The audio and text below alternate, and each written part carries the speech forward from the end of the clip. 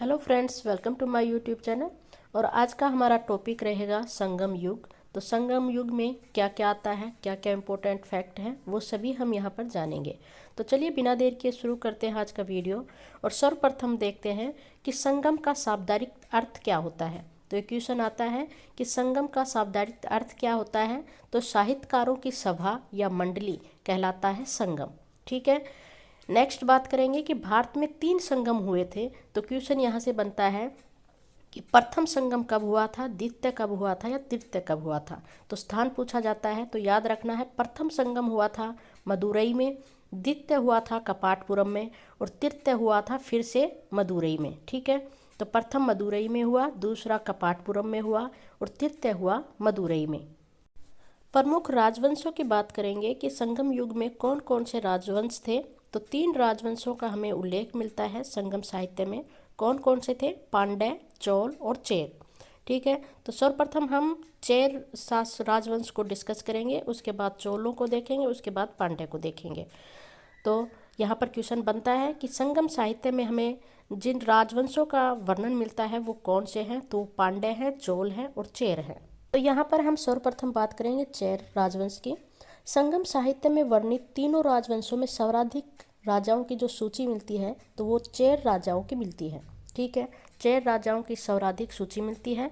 और प्रथम शासक की बात करें तो वो कौन थे? उदयन जेराल। चेर शासक जो है प्रथम, वो कौन है? उदयन जेराल। संगम साहित्य में बताया गया है कि महाभारत के युद्ध में भाग लेने वाले सैनिकों को इन्होंने भोजन करवाया था और इन्होंने भोजन कराने वाले उदयन जेराल की उपाधि धारण की थी। तो ये वर्णन मिलता है संगम साहित्य में कि उदयन जेराल ने महाभारत के युद्ध में सैनिकों को भोजन करवाया था, इसीलिए इन्होंने अपने लिए भोजन कराने वाले उदयन जेराल की उपाधि ली थी। उदयन जयराल के बाद इनके पुत्र थे नैदुन जयराल आदन। ये गद्दी पर बैठते हैं। इन्होंने अपनी राजधानी मरंदे को बनाया था। अक्सर एग्जामों में नैदुन जयराल आदन की उपाधि पूछी जाती है, तो उपाधि का नाम याद रखना है आदन इमयर वर्बन। ठीक है, आदन इमयर वर्बन। इसका मतलब क्या था इस उपाधि का? जिसकी सीमा हिमालय तक हो। कहा जाता है कि नैदुन जयराल ने बहुत सारी विजय प्राप्त की थी और इन्होंने अपनी विजय पताका हिमालय तक फहराई थी, इसीलिए इन्होंने ये उपाधि धारण की थी। और वेरी इंपॉर्टेंट है कि चेर शासकों का जो राजकीय चिन्ह था वो क्या था? तो वो था धनुष। तो हिमालय पर चेर राज्य का चिन्ह अंकित किया था किसने? नैदुन जयराल आदन ने, इसीलिए उन्होंने ये उपाधि धारण की थी आदन एमेरबन। ठीक है। चिन्ह अंकित किया था धनुष, कहाँ पर? हिमालय पर, इसीलिए इन्होंने ये उपाधि धारण की थी नैदुन जयराल आदन ने। नैदुन जयराल के बाद हम देखते हैं कि संगम साहित्य में हमें उनके भाई कुट्टूवन का उल्लेख मिलता है। कुट्टूवन को अनेक हाथियों वाला बताया गया है। इन्होंने कोंगू के युद्ध में विजय प्राप्त की थी तथा चेर राज्य का विस्तार पश्चिम से पूर्व समुद्र तट तक किया था। तो इनका इतना याद नहीं रखना है, सिर्फ इतना ध्यान रखिए कि कुट्टूवन को अनेक हाथियों वाला बताया गया है। नैदुन जयराल आदन के 2 पुत्रों का उल्लेख मिलता है। पहले पुत्र थे चेर कलंगे और दूसरे थे सैन गुट्टवन, जिनको लाल चेर भी कहा जाता है।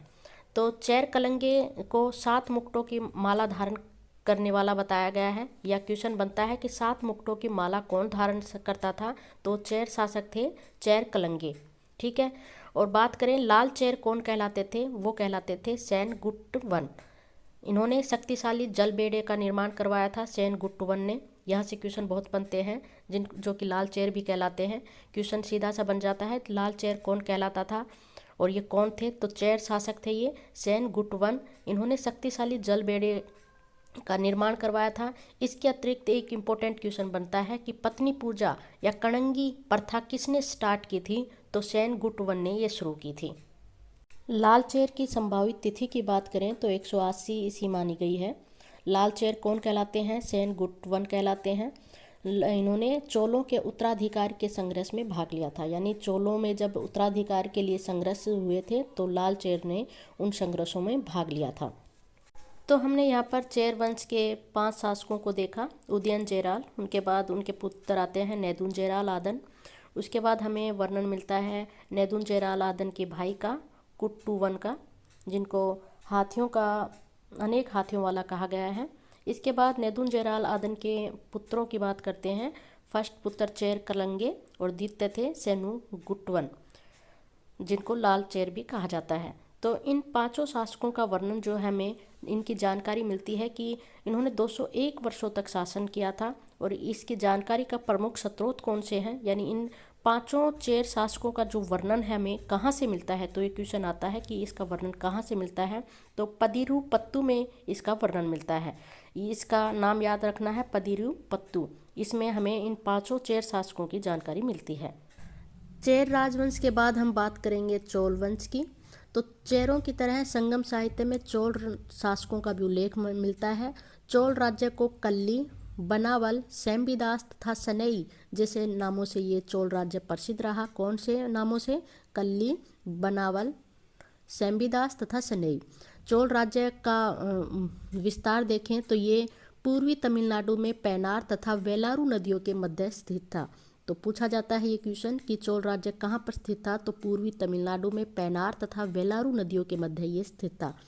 सबसे प्रसिद्ध शासक की बात करें चोल शासक की तो वे थे कारिकाल, जिनकी तिथि 190 ईस्वी थी। इनको जले हुए पैरों वाला कहा जाता है। कारिकाल जो है एक योग्य, वीर और साहसी शासक थे।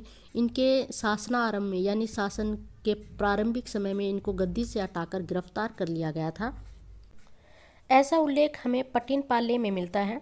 पटिन पाले के लेखक कहते हैं कि शासनारंभ में गद्दी से इनको हटाकर गिरफ्तार कर लिया जाता है, लेकिन ये कैद से निकल भागते हैं और अपनी सत्ता पुनः प्राप्त करने में सफल होते हैं। इन्होंने अनेक युद्ध लड़े और उनमें सफलता इन्होंने प्राप्त की, जिनमें प्रमुख युद्ध थे, यानी इनके दो ऐसे युद्ध हुए जिनसे इनकी प्रसिद्धि बहुत बढ़ी।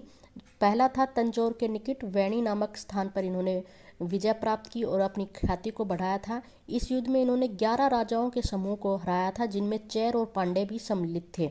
तो चेर और पांडे शासकों को भी इन्होंने हराया कि इन्होंने कारिकाल ने। तो प्रथम तंजौर के निकट वैणी नामक स्थान पर इन्होंने ये विजय प्राप्त की थी और अपनी ख्याति को इन्होंने बढ़ाया था। एक और युद्ध का नाम आता है जिनमें इन्होंने 9 राजाओं को हराया था और उस युद्ध का नाम था वाहे परदलई। वाहे परदलई में इन्होंने 9 राजाओं को हराया था। तो इनके 2 फेमस युद्ध हुए जिनसे इनकी ख्याति दूर दूर तक फैली थी। पहला कौन सा था और दूसरा कौन सा था हमने देखे। पहला था तंजौर के निकट वैणी नामक स्थान पर इन्होंने 11 राजाओं को हराया था। ये संयुक्त रूप से लड़े थे 11 राजा, जिनमें चेर और पांडे भी सम्मिलित थे। और वाहे परदलई के युद्ध में इन्होंने 9 राजाओं को हराया था। तो इन्होंने प्रत्यक्ष रूप से और अप्रत्यक्ष रूप से बहुत बड़ा साम्राज्य कर लिया था कारिकाल ने। कारिकाल ने न सिर्फ राज्य विस्तार की ओर अपना ध्यान दिया था, बल्कि आर्थिक विकास के लिए भी प्रयास किए थे। उन्होंने कृषि, उद्योग धंधे तथा व्यापार वाणिज्य के विकास को भी प्रोत्साहन दिया था। उनके समय में कावेरीपत्तनम उद्योग और व्यापार का केंद्र बन गया था। इम्पोर्टेंट है कावेरीपत्तनम, पूछा जाता है कि व्यापार का प्रमुख केंद्र कौन सा था चोल शासकों के समय में। तो वो था कावेरीपत्तनम। इन्होंने कारिकाल के समय में ये उभर कर सामने आता है। कृषि के विस्तार के लिए इन्होंने जंगलों की कटाई की थी और सिंचाई के लिए उन्होंने नए तालाब खुदवाए थे। कारिकाल ने अनेक वैदिक यज्ञ भी किए। कारिकाल को संगीत का ज्ञाता भी कहा जाता है। तो इनकी बहुत सी खूबियाँ थी जिनके कारण ये इतिहास में फेमस हुए। कारिकाल से अनेक संबंधित, जैसे इनसे संबंधित जनश्रुतियाँ हैं जो कि हमें कहाँ से मिलती हैं, तो वो शिल्पाधिकारम से मिलती हैं। इसके अतिरिक्त 11वीं 12वीं सदी के जो अभिलेख हैं इनसे हमें इनकी जानकारी मिलती है, जनश्रुतियाँ मिलती हैं। इनका वर्णन कहाँ मिलता है ऐसे भी कह सकते हैं। तो शिल्पाधिकारम में हमें कारिकाल का वर्णन मिलता है और 11वीं 12वीं सदी के जो अभिलेख हैं इनसे हमें कारिकाल की जानकारी मिलती है। नेक्स्ट हम बात करेंगे पांड्य राज्य की। तो हमने सर्वप्रथम चेर को देखा, फिर चोल को देखा, अब हम देखने वाले हैं पांड्य राजाओं को। तो पांड्यों का सर्वप्रथम उल्लेख किसने किया है, तो ये क्वेश्चन आता है कि सर्वप्रथम उल्लेख पांड्य शासकों का किसने किया, तो ये किया था मैगस्थनीज ने। इनके अनुसार, मैगस्थनीज के अनुसार यहाँ पर हेराक्लीज की पुत्री का शासन था। ठीक है। संगम साहित्य में वर्णित पांड्य राजाओं में पहला नाम किसका आता है, तो ये नेडियोन का आता है। किस शासक का आता है, नेडियोन का। इसी ने सर्वप्रथम पहरुली नदी बनाई तथा समुद्र की पूजा की प्रथा आरंभ की थी। तो क्वेश्चन ये आता है यहाँ से कि समुद्र की पूजा की प्रथा किसने प्रारंभ की थी, तो ये की थी नेडियोन ने, जो कि पांड्य राजाओं में प्रथम शासक है नेडियोन, इन्होंने पहरुली नदी बनाई और समुद्र की पूजा प्रारंभ की थी। तो यहाँ से जो क्वेश्चन बनते हैं वो देख लीजिए एक बार। यहाँ से क्वेश्चन फर्स्ट बनता है कि सर्वप्रथम पांडवों का उल्लेख किसने किया, तो ये मैगस्थनीज के अनुसार मैगस्थनीज ने किया था। मैगस्थनीज के अनुसार यहाँ पर प्रथम शासन किसका रहा, तो हेराक्लीज की पुत्री का शासन था। इसके अतिरिक्त क्वेश्चन आएगा यहाँ पर कि प्रथम शासक कौन था, पांड्य शासक कौन था जिसने समुद्र की पूजा की प्रथा प्रारंभ की थी, तो ये थे नेडियोन। तो प्रथम पांड्य राजा के बाद हम देखेंगे कि पहला ऐतिहासिक पांड्य राजा कौन सा था। तो प्रथम था नेडियोन, जिसने समुद्र पूजा प्रारंभ की थी। ऐतिहासिक पांड्य राजा इसके बाद बात करेंगे तो वो था पलसालाई मुदुकुडमी, जिसने एक उपाधि धारण की थी पलसाले। ये पूछी जाती है कि पलसाले उपाधि धारण किसने की, तो पांड्य राजा था पलसालाई मुदुकुडमी, इन्होंने ये उपाधि धारण की थी पलसाले, जिसका अर्थ था अनेक यज्ञशालाएं बनाने वाला। नेक्स्ट हम बात करेंगे सबसे विख्यात पांड्य शासक की। तो सबसे विख्यात पांड्य शासक हुए नेडुजेलियन। नेडुजेलियन सबसे विख्यात हुए। प्रथम शासक कौन थे, तो वो थे नेडियोन। उसके बाद प्रथम ऐतिहासिक पांड्य शासक थे पलसालाई मुदुकुडमी। उसके बाद सबसे विख्यात यानी जो बहुत ही प्रसिद्ध हुए वो कौन थे, तो वो थे नेडुजेलियन। और इनकी प्रसिद्धि का एक कारण था, इनका एक प्रसिद्ध युद्ध हुआ था जिनमें इन्होंने 2 पड़ोसी राजाओं तथा 5 सामंतों के संयुक्त विरोध का इन्होंने सामना किया था और उनको सभी को इन्होंने हराया था, जिनमें 4 शासक से भी थे। ठीक है, तो इसीलिए ये युद्ध बहुत ही फेमस हुआ। तो उस युद्ध का नाम अक्सर पूछा जाता है, तो युद्ध का नाम था त्रिलया लगानम। तो ये थोड़ा अजीबोगरीब नाम है, तो लेकिन ये युद्ध का नाम याद रखना है कि नेडुजेलियन को किस युद्ध के कारण अधिक जाना जाता है। जो सबसे विख्यात युद्ध हुआ था नेडुजेलियन का वो था त्रिलया लगानम। तो यहाँ पर इन्होंने 2 पड़ोसी राजाओं तथा 5 सामंतों के संयुक्त विरोध का इन्होंने सामना किया था और उन सभी को इन्होंने हरा दिया था, जिनमें 4 शासक से भी शामिल थे। तो हमने संगम युग के 3 राजवंशों को देखा, चेर वंश, चोल वंश और पांड्य वंश। इसके बाद हम देखेंगे कि संगम साहित्य का कहाँ से शुरुआत हुई, कौन कौन से साहित्य आते हैं इसके अंतर्गत, उनको देखेंगे हम। संगम शब्द का प्रयोग तमिल साहित्य में सबसे पहले शैव संत तिरुवनुकारसु नैनार के द्वारा किया गया था, जो कि 7वीं शताब्दी ईसा पूर्व के थे। तो क्वेश्चन आता है ये कि संगम शब्द का प्रयोग सर्वप्रथम किसके द्वारा किया गया, तो शैव संत तिरुवनुकारसु द्वारा किया गया। और बात करें कि संगम युग का तात्पर्य क्या है, तो तमिलकम प्रदेश। नदियाँ पूछ ली जाती हैं, कई बार नदियों का नाम दे दिया जाता है। तो प्राचीन कृष्णा और तुंगभद्रा नदियों का दक्षिण भूभाग कहलाता था संगम युग। और स्थान की बात कर लें तो आधुनिक तमिलनाडु और केरल आते थे इसके अंतर्गत। 3 संगम हुए हैं, मैंने पहले ही बताए थे। पहला संगम हुआ था मदुरई में, दूसरा हुआ था कपाटपुरम में, तीसरा हुआ था उत्तरी मदुरई में। तो इन जो तीनों संगमों की कुल अवधि थी वो रही 9,950 वर्ष मानी जाती है। ठीक है, इसमें इम्पोर्टेंट बनता क्या है, वो बनता है कि ये 3 जो संगम हुए थे इनको सर्वाधिक संरक्षण किस शासकों द्वारा दिया गया, तो पांड्य शासकों द्वारा सर्वाधिक संरक्षण दिया गया था। तीनों संगमों में 197 पांड्य राजा संरक्षक रहे थे। तो ये याद रखना है, सर्वाधिक संरक्षण किसके द्वारा दिया गया, तो पांड्य राजाओं द्वारा। तमिल लोग जो हैं 75 ईस्वी से लेखन कला में परिचित थे। तो क्वेश्चन बन सकता है इस प्रकार से कि तमिल लोग लेखन कला में कहाँ से परिचित थे या नहीं थे, तो ये परिचित थे 75 ईस्वी से। यहाँ पर हम देखेंगे कि जो 3 संगम हुए हैं, 3 परिषदें जो हुई थी संगम युग में, वो कौन कौन सी थी, कहाँ पर हुई, अध्यक्ष कौन थे, यहाँ से ये क्वेश्चन बनते हैं। तो प्रथम संगम हुआ था जो स्थल था वो था मदुरा, द्वितीय था कपाटपुरम, तृतीय था उत्तरी मदुरा। कपाटपुरम जो समुद्र में विलीन हो गया है, ये भी थोड़ा ध्यान रखिए। तो प्रथम जो परिषद हुई थी इसके अध्यक्ष कौन थे, तो ऋषि अगस्त्य इसके सदस्य थे, अध्यक्ष थे सॉरी। तो ध्यान रखना है, प्रथम जो संगम हुआ था उसके अध्यक्ष कौन थे, तो ऋषि अगस्त्य। द्वितीय जो संगम हुआ उसके अध्यक्ष कौन थे, तो वो थे तोल्कापियर। याद रखना है, तोल्कापियर अध्यक्ष थे द्वितीय के, और संस्थापक थे इस द्वितीय के, यानी द्वितीय जो संगम हुआ था इसके जो संस्थापक थे वो थे अध्यक्ष अगस्त्य ही थे, लेकिन बाद में बागडोर संभाल ली थी तोल्कापियर ने। तृतीय जो संगम हुआ इसके अध्यक्ष कौन थे, तो नकीरर थे। तो याद रखना है, प्रथम संगम के अध्यक्ष थे ऋषि अगस्त्य, द्वितीय के थे तोल्कापियर, या ऑप्शन में अगस्त्य आए तो वो भी राइट होगा, लेकिन जब भी आप ऑप्शन में देखेंगे तो एक ही आएगा, तोल्कापियर। तृतीय की बात करें तो इसके अध्यक्ष थे नकीरर। नेक्स्ट बात करें कि सदस्य संख्या कितनी थी और संरक्षक शासकों की संख्या कितनी थी, तो इतना इम्पोर्टेंट नहीं है। अगर आप देखना चाहें, याद करना चाहें तो कर सकते हैं, लेकिन इसमें इम्पोर्टेंट यही है कि स्थल प्रथम जब परिषद हुई तो स्थल कौन सा था, उसके अध्यक्ष कौन थे, द्वितीय कहाँ पर हुई, अध्यक्ष कौन थे। तो इस प्रकार के यहाँ से क्वेश्चन बनते हैं, तो ये ध्यान रखिए। और बात करें कि तीनों संगमों का उल्लेख हमें कहाँ से मिलता है, तो ये 8वीं सदी के ग्रंथ इरेनार एगोपोरुल में हमें इसका उल्लेख मिलता है।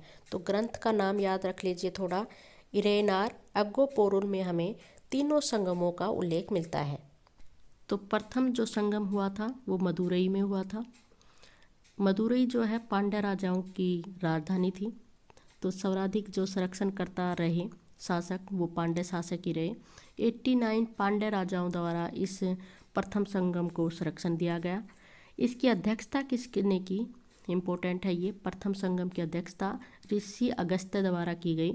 और इसके ग्रंथ भी पूछ लिए जाते हैं कि प्रथम जब संगम हुआ तो कौन कौन से ग्रंथ लिखे गए, तो अक्तियम याद रखना है, ये अगस्त्य कृत था, यानी अगस्त ऋषि ने इसको लिखा अक्तियम को।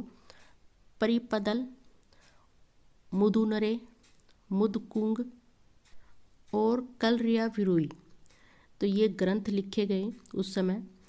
और बात करें कि अभी कितने ग्रंथ उपलब्ध हैं, तो अभी कोई भी ग्रंथ उपलब्ध नहीं है प्रथम संगम का। तो ये ध्यान रखना है कि पूछ लिया जाता है इस प्रकार का क्वेश्चन कि कितने ग्रंथ उपलब्ध हैं प्रथम संगम के, तो कोई भी ग्रंथ उपलब्ध नहीं है। प्रथम संगम के जो आचार्य थे अगस्त्य ऋषि, इनको उत्तर भारत से आर्य संस्कृति को दक्षिण भारत में लाने का श्रेय दिया जाता है। तो क्वेश्चन आता है इस प्रकार का कि उत्तर भारत से आर्य संस्कृति को दक्षिण में ले जाने का जो श्रेय किसको जाता है, तो ये जाता है आचार्य अगस्त्य को। द्वितीय संगम की बात करें तो द्वितीय संगम जो है कपाटपुरम में हुआ, वर्तमान अल्वे समुद्र में ये विलीन हो चुका है, ठीक है।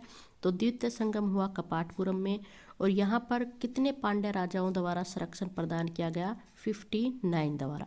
पहले में 89 द्वारा दिया गया था, यहाँ पर 59 पांड्य राजाओं द्वारा संरक्षण प्रदान किया गया। तो द्वितीय संगम कहाँ पर हुआ, कपाटपुरम में। प्रथम हुआ था मदुरई में। द्वितीय संगम के अध्यक्ष कौन थे, क्वेश्चन आता है, तो अगस्त्य ऋषि थे या तोल्कापियर का नाम आता है, तो दोनों ही राइट होंगे, तो ये दोनों ध्यान रखें। मानक ग्रंथों की बात करें तो अक्तियम, तोल्कापियम, इम्पोर्टेंट ज़्यादा है तोल्कापियम, ठीक है। तोल्कापियम के जो लेखक थे वो कौन थे, तो तोल्कापियर थे। ये यहाँ से क्वेश्चन आता है, अक्सर ये इसका लेखक पर क्वेश्चन बनता है कि तोल्कापियम के लेखक कौन थे, तो तोल्कापियर थे। ये एकमात्र है ऐसा ग्रंथ है जो कि उपलब्ध है, और तो सभी नष्ट हो चुके हैं। तोल्कापियम जो ग्रंथ है वो उपलब्ध है। तोल्कापियम यह तमिल भाषा का प्राचीनतम व्याकरण ग्रंथ है, याद रखना है ये व्याकरण ग्रंथ है। इसके 3 भाग हैं, इलुथु जिसमें वर्ग विचार है, सोल वाक्य विचार और पोरुल, ठीक है। तो इसके 3 भाग हैं, ये नहीं पूछे जाएंगे। ये क्वेश्चन बनता है कि प्राचीनतम व्याकरण ग्रंथ कौन सा है, तो वो है तोल्कापियम, जिसके रचनाकार कौन है, तोल्कापियर। तृतीय संगम की बात करें तो ये उत्तरी मदुरई में हुआ, और 49 पांड्य राजाओं द्वारा इसको संरक्षण प्रदान किया गया। ये तृतीय संगम जो है 1850 वर्ष तक चला। और बात करें कि इसके अध्यक्ष कौन थे, तो नकीरर इसके अध्यक्ष थे, या कह दीजिए आचार्य कौन थे, तो नकीरर थे। तृतीय संगम के कौन थे, नकीरर।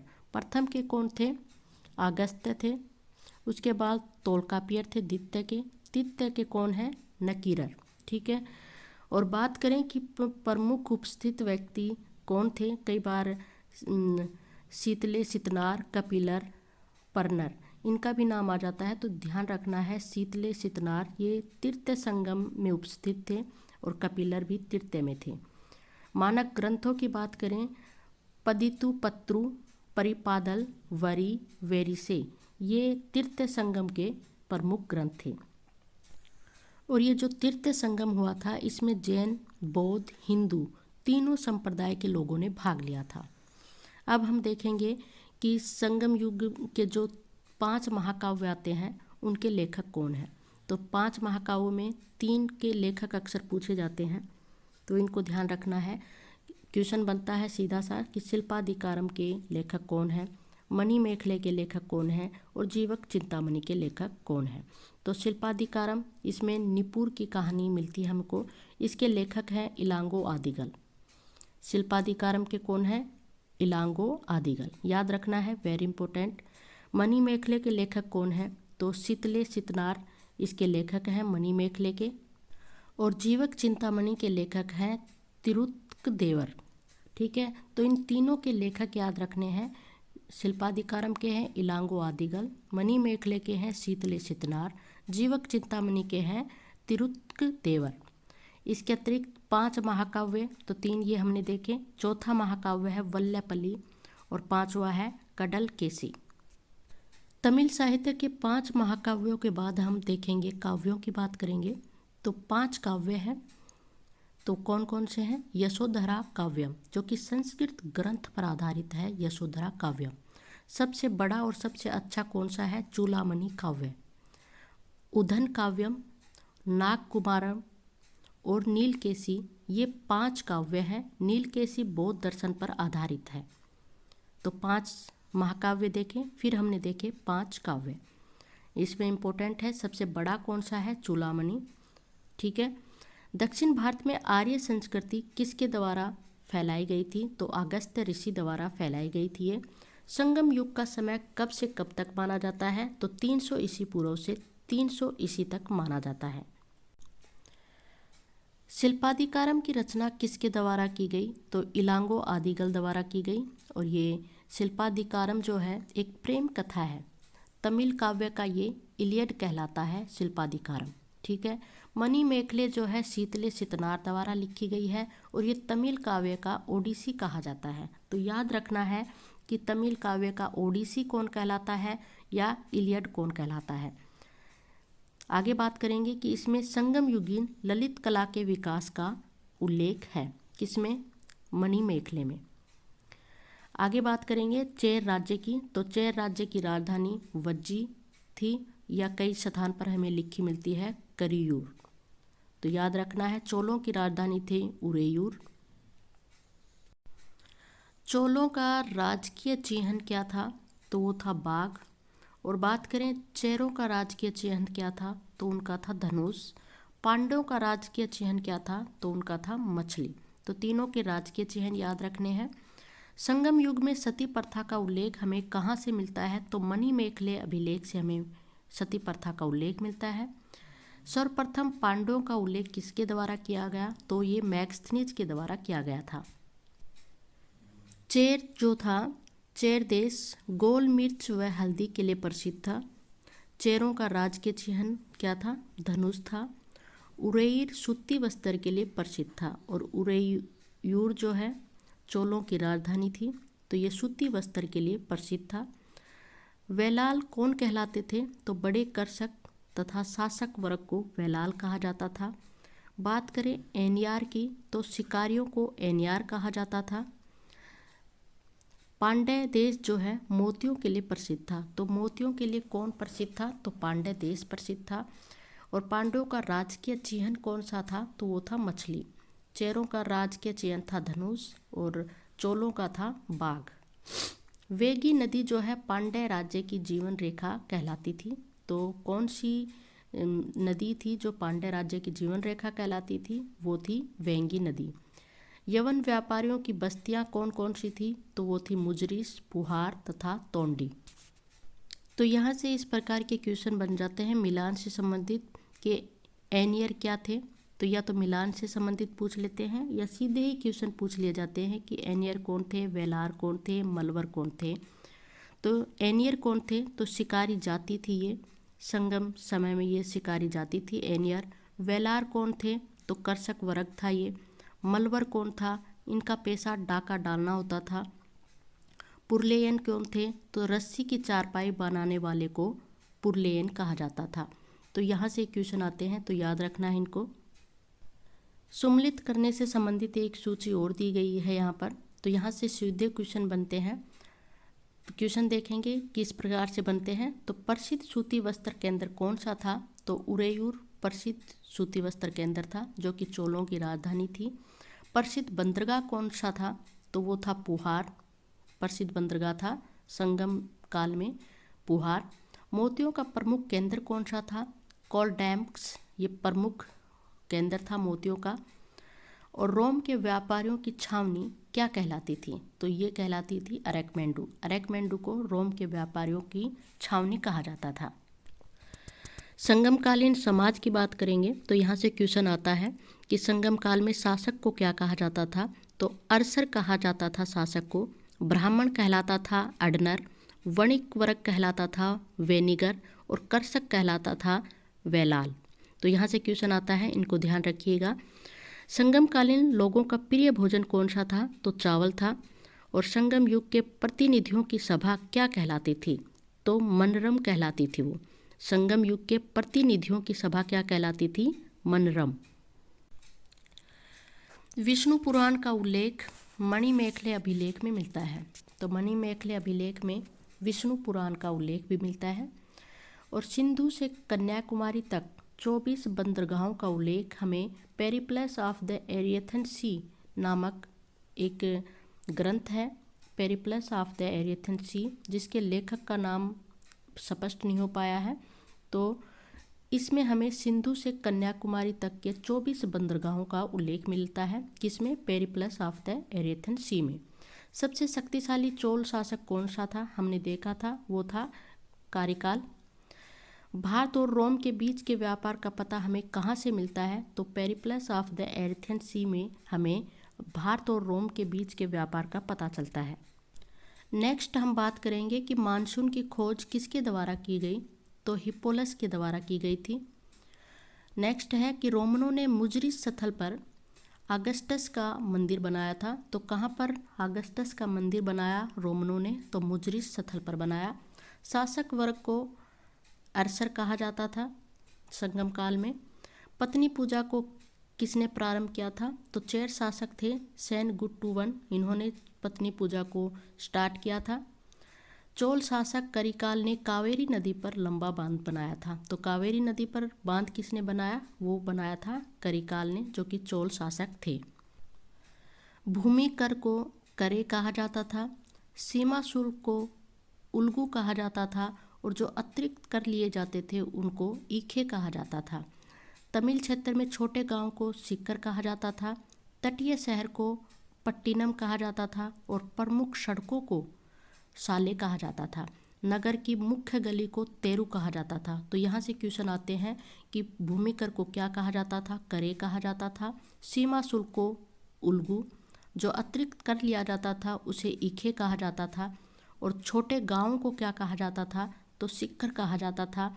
तटीय शहर जो होते थे उनको पट्टिनम कहा जाता था और जो प्रमुख सड़कें होती थी उनको साले कहा जाता था। और नगर की जो मुख्य गली होती थी उसको तेरू कहा जाता था। कुछ अन्य राजस्व से संबंधित शब्दावलियों को देखेंगे। माँ या वैली, ये भूमि की दो प्रसिद्ध माप इकाइयाँ थी, माँ या वैली। करे भूमि कर था जो हम देख चुके हैं। सीमा शुल्क को उल्गू कहा जाता था और जो जबरन वसूला जाता था उस कर को कहा जाता था इरवे, ठीक है। और राजा को दिए जाने वाला कर कहलाता था कदमे या पांडु। तो ये करों से संबंधित क्वेश्चन बनते हैं, तो इनको ध्यान रखना है आपको। यहाँ पर गांव का विभाजन दिया गया है, ठीक है, उर जिसको गांव कहते हैं।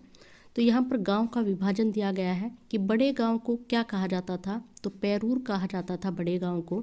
छोटे गांव को कहा जाता था सिरेयूर, पुराने गांव को कहा जाता था मुडूर और छोटे गांव की सभा क्या कहलाती थी? अवे। तो ये याद रखना है कि यहाँ पर गांव के विभाजन से संबंधित सूची है ये। बड़ा गांव कहलाता था पैरूर, छोटा गांव कहलाता था सिरे या सिरेयूर, पुराना गांव कहलाता था मुडूर और छोटे गांव की सभा कहलाती थी अवे। संगम साम्राज्य की कुछ प्रमुख इकाइयों को देखेंगे। क्वेश्चन यहाँ से बनते हैं कि मंडलम क्या कहलाता था? तो संपूर्ण राज्य क्षेत्र मंडलम कहलाता था। प्रांत नाडु को कहा जाता था। गांव को उर कहा जाता था या पैरूर कहा जाता था। तटीय शहर कहलाता था पट्टिनम और पड़ोसी क्षेत्र को कहा जाता था पक्कम। शहर की जो मुख्य गली होती थी उसको कहा जाता था तेरू। मुख्य सड़क जो होती थी उसको कहा जाता था साले। सार्वजनिक स्थल कहलाता था पेडियल। संगम युग का सर्वाधिक लोकप्रिय देवता कौन सा था? तो मरुगन सर्वाधिक लोकप्रिय देवता था संगम युग का। बात करें देवव्रत किसे कहा जाता था? तो इंद्र, मरुगन, शिव, विष्णु, कृष्ण और बलराम को संयुक्त रूप से कहा जाता था देवव्रत। संगम युग में मंदिरों को क्या कहा जाता था? तो नागर कहा जाता था। संगम युग की संस्कृति तमिल और आर्य संस्कृतियों का समन्वय है। तमिल युग की संस्कृति कैसी है? तमिल और आर्य संस्कृतियों का समन्वय है संगम युग की संस्कृति। नेक्स्ट हम देखेंगे कि राजा की सहायता हेतु नियुक्त अधिकारियों का समूह 5 परिषदों में विभक्त था। तो राजा की सहायता हेतु 5 परिषदें थी। तो कौन कौन सी थी? पहली थी अमेयचार जो कि मंत्री होते थे, दूसरी थी सेनापतियार, तीसरी थी पुरोहितार और चौथी थी दूतार, पांचवी थी ओरार जो कि गुप्तचर होते थे। तो ये राजा के महासभापति थे। मंत्री अभयचार, पुरोहित पुरोहितार, सेनानायक सेनापतियार, दूत दूतार और गुप्तचर कहलाते थे ओरार। वीडियो के लास्ट में देखेंगे कि तिरुक्करल ग्रंथ को तमिल बाइबल के नाम से जाना जाता है। तो क्वेश्चन आता है तमिल बाइबल कौन कहलाता है? तिरुक्करल ग्रंथ कहलाता है। मणिमेखले में कपालिक शैव सन्यासियों की चर्चा है। तो कपालिक शैव सन्यासियों की चर्चा किस में है? तो मणिमेखले में है। तोल्कापियम इस ग्रंथ में 8 प्रकार के विवाहों का उल्लेख है जो कि धर्मशास्त्रों में व्यवस्थित है।